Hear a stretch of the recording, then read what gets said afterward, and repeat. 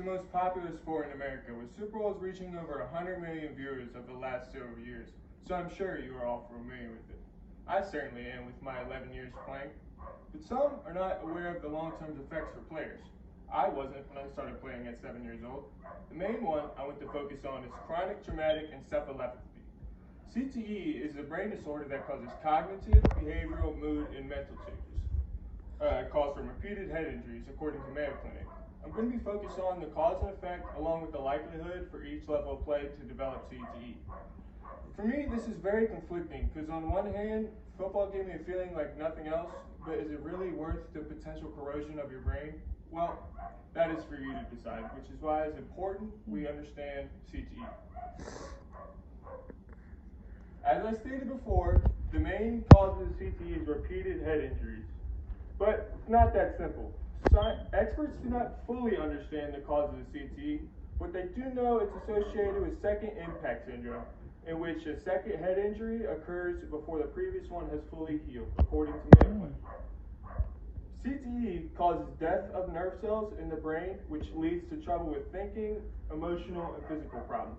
This includes many things such as headaches, short-term memory loss, trouble speaking clearly. Some of these, according to Cleveland Clinic, some of these I've even experienced myself, such as trouble speaking clearly or short-term memory loss.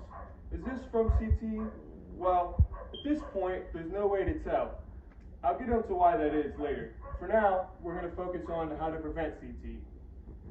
As of now, there is no way to prevent CTE or cure CTE. So it's important we follow concussion protocol to ensure repeated head injuries do not occur.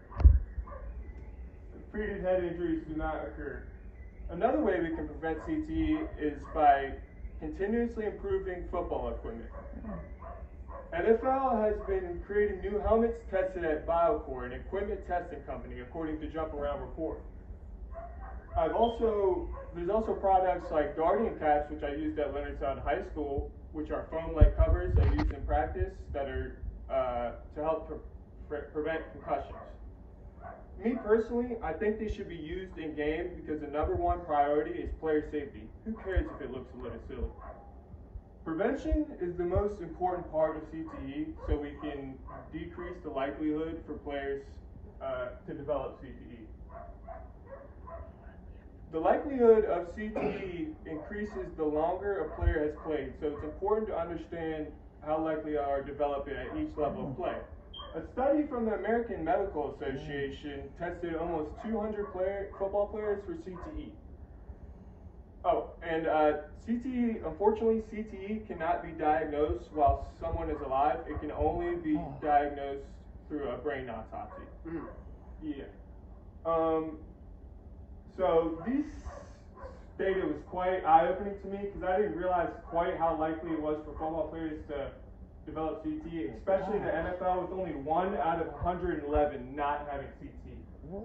This doesn't quite tell the full story with a small sample size. Another study from Boston University showed that with each year played for a football player, the risk increases by 30%, and within each 2.6 additional years, it doubles. The link is so profound that a high school player that starts at 5 instead of 14 is 10 times more likely to have CTE. Again, this is very conflicting for me because I am much more likely to have CTE than someone who just played in high school. But at the same time, these are some of the most enjoyable times of my life. Love? Football was my first love, and I wouldn't trade those 11 years for anything. Love is something that can cloud your vision, making decisions entirely based on that love. This is why it's an imperative we fully understand CTE.